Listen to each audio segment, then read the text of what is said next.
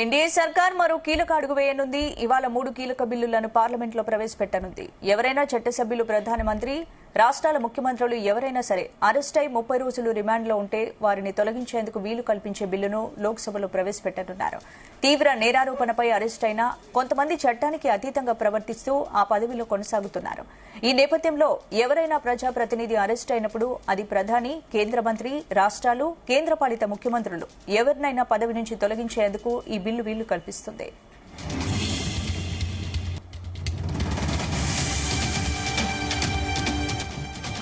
అలాగే కేంద్రపాలిత ప్రాంతాల ప్రభుత్వ బిల్లు 2025, రాజ్యాంగ 130వ సవరణ బిల్లు 2025, జమ్మూ కాశ్మీర్ పునర్వ్యవస్థీకరణ సవరణ బిల్లు 2025 ప్రవేశపెట్టనున్నారు.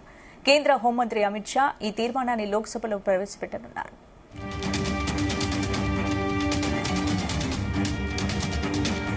ఇక లోక్సభలో ఆన్లైన్ గేమింగ్ బిల్లును కేంద్ర ప్రభుత్వం ప్రవేశపెట్టనుంది. గత కొన్ని నెలలుగా ఆన్లైన్ మోసాలు పెరుగుతుండడం, వీటికి ప్రచారం చేస్తున్న సెలబ్రిటీలను దర్యాప్తు సంస్థలు విచారిస్తున్న క్రమంలోనే కేంద్రం ఈ నిర్ణయం తీసుకుంది. బిల్లుపై ఇప్పటికే కేంద్ర కేబినెట్ ఆమోదముద్ర వేసింది. ఈ బిల్లు ప్రకారం ఆన్లైన్ బెట్టింగ్ యాప్స్ పై జరిమానా, నిబంధనలతో పాటు వీటికి ప్రచారం చేసే వారిపై చట్ట ప్రకారం చర్యలు తీసుకునేలా రూల్స్ తీసుకురానున్నారు.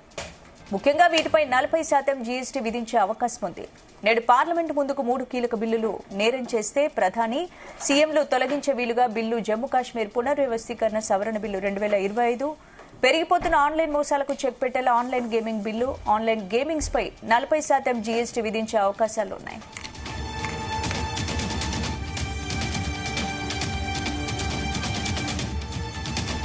ఈ అంశానికి సంబంధించి పూర్తి అప్డేట్స్ మా చీఫ్ న్యూస్ కోఆర్డినేటర్ రాధాకృష్ణ అందిస్తారు. రాధాకృష్ణ, గుడ్ మార్నింగ్ స్పందన.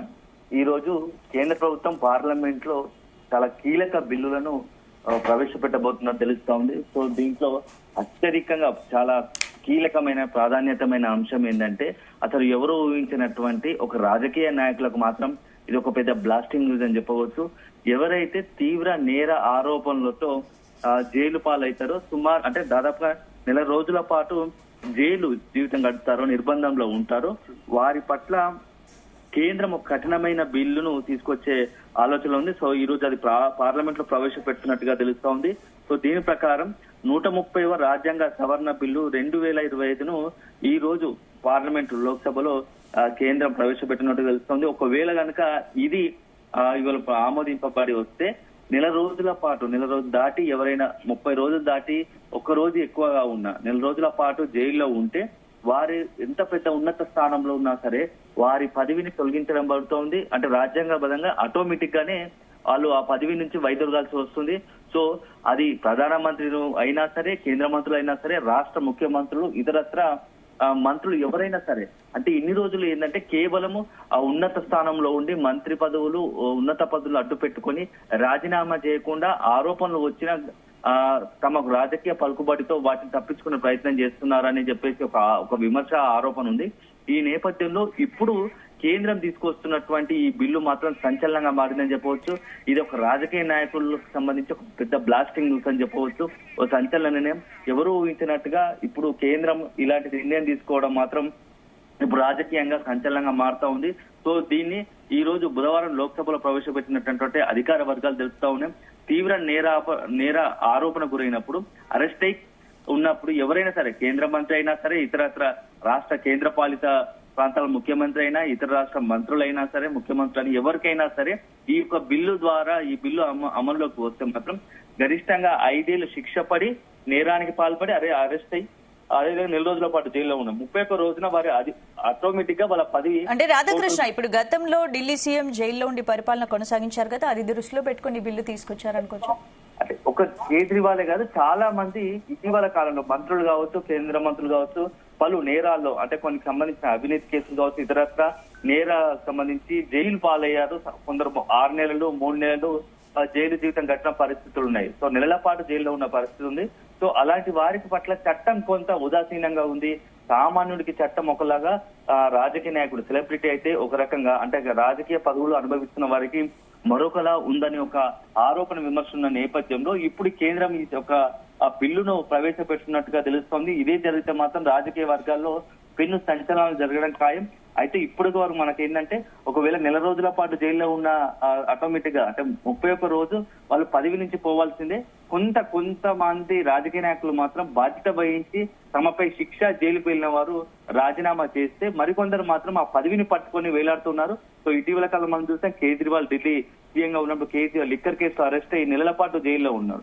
అదేవిధంగా చాలా మంది ఇతరత్ర తమిళనాడుకు సంబంధించి ఒక మంత్రి కూడా సెంథిల్ బాలాజీ కూడా నెలపాటు జైల్లో ఉన్నా వాళ్ళు ఆ పదవిని మాత్రం విడవకుండా జైలు జీవితం గడిపారు. సో ఇప్పుడు ఇదంతా కూడా ఒక పదవిలో ఉంటూ ఉన్నత స్థాయి ప్రజలకు మార్గనిర్దేశం చేయాల్సి ఉండి ప్రజలకు జవాబుదారీగా ఉండాల్సినటువంటి రాజకీయ నాయకులు తమ జైల్లో ఆరోపణలు ఎదుర్కొని అవినీతి ఆరోపణలు కావచ్చు ఇతరత్ర కొన్ని కుంభకోణాల విషయంలో జైలు పాలై ఉన్నప్పటికీ కూడా వాళ్ళు ఆ పదవిని వీడకపోవడం పైన అనేకమైనటువంటి విమర్శలు వచ్చాయి. ఈ నేపథ్యంలో ఇప్పుడు కేంద్రం ఈ యొక్క కొత్త చట్టాన్ని అంటే రాజ్యాంగ సవరణ తీసుకొస్తున్నట్టుగా తెలుస్తోంది. ఇదే జరిగితే మాత్రం మొత్తం దేశవ్యాప్తంగా రాజకీయాల్లో అనేకమైనటువంటి సంచలనం జరిగే అవకాశం ఉంది. సో ఇప్పటి వరకు ఒక లెక్క, ఇక నుంచి భవిష్యత్తులో మరొక రాజకీయ నాయకులకు సంబంధించి ఇప్పుడు నేరాలు చేయాలంటే మాత్రం చాలా ఆలోచించాల్సిన పరిస్థితి.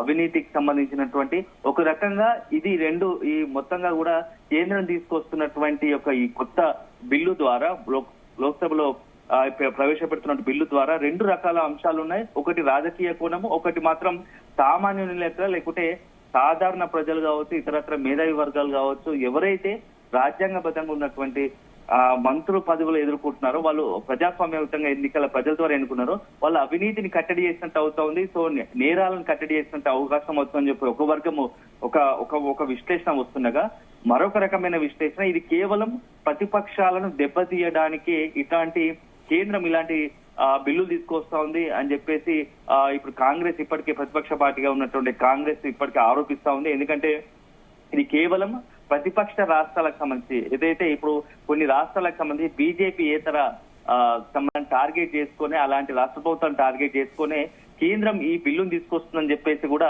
ఇప్పటికే ప్రతిపక్షాలు ఆరోపిస్తున్నాయి. సో మొత్తానికి మాత్రం ఈ రోజు లోక్సభలో ఈ ప్రవేశపెట్టే బిల్లు అనేకమైనటువంటి సంచలనాలకు నాందిపరుస్తోంది. అయితే ఇందులో ఒకటి ఆ బిల్లులు 30 రోజుల తర్వాత 31 రోజు ఆటోమేటిక్ గా తమ పదవి కోల్పోతారని చెప్తున్నారు. సో మరి గతంలో గనక ఆ పదవులు లేని వారు ఇప్పుడు గతంలో ఒకవేళ కనుక కేసులు ఎదుర్కొన్న వారి పరిస్థితి ఏంటి, నిజంగానే కేవలం ఇది మంత్రి పదవులకు పరిమితం అవుతుందా లేకపోతే నిజంగానే ఆయా ఎమ్మెల్యే శాసనసభ్యాలు లేకుంటే లోక్సభ ఇతర రాజ్యసభ అట్లాంటి అభ్యర్థిత్వాల విషయంలో బిల్లులో ఏముందనేది మాత్రం మనం మరింత బిల్లు ప్రవేశపెట్టక వేచి చూడాల్సి వస్తుంది. ఎందుకంటే కేవలం పదవిని పక్కన పెడితే కాదు వాళ్ళు లోక్సభ ఎంపీగా ఎన్నికై ఉంటారు, ప్రజలకు బాధ్యత వహించాలి. కాబట్టి ఒకవేళ అసెంబ్లీ మంత్రులు అయితే శాసనసభత్వానికి రాజీనామా అది కూడా ఆటోమేటిక్ గా రద్దు అవుతుందా అనేది మాత్రం కూడా మనం ఈ బిల్లులో ఏముంటుందో చూడాల్సి వస్తుంది. అదే జరిగితే మరిన్ని రాజకీయ ప్రకంపనలు జరిగే అవకాశం ఉంటుంది. సో మొత్తానికి మాత్రం ఈ రోజు ఇది చాలా అత్యంత ప్రాధాన్యతమైన సంచలనమైన బిల్లును లోక్సభలో ప్రవేశపెడుతుంది.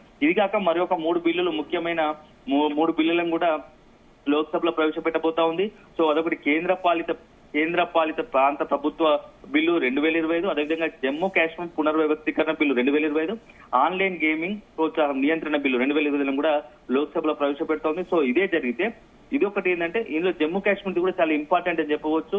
సో ఒకవేళ కనుక ఇది కూడా కలగబెడితే జమ్మూ కాశ్మీర్ కు రాష్ట్ర హోదాను కల్పించే అవకాశం ఉంటది. సో పూర్తి స్థాయిలో అని చెప్పేసి కూడా ఒకటి ఉంది. సో మొత్తంగా మాత్రం కేంద్రం ఈ రోజు ప్రవేశపెట్టే బిల్లులో అనేక సంచలనాలకు కేంద్ర బిందువుగా మారుతుంది. ఎవరు ఊహించినట్టుగా ఒక పెద్ద డిసిషన్ తీసుకున్నట్టు. Right, thank you Radhakrishna.